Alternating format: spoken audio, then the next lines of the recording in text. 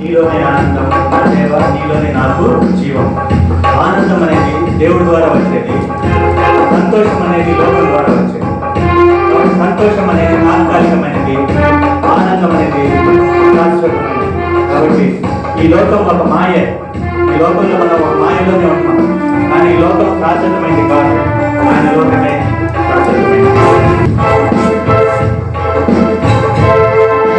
నీలోనే ఆనందం నా దేవా, నీలోనే నాకు జీవం. నీలోనే ఆనందం నా దేవా, నీలోనే నాకు జీవం.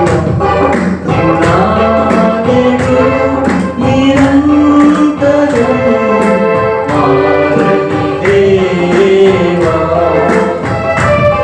నిన్నాడు నిరంతరం మారని దేవా. ఈ లోకమంతానే నువ్వెతగినా నాకు లేదయ్యా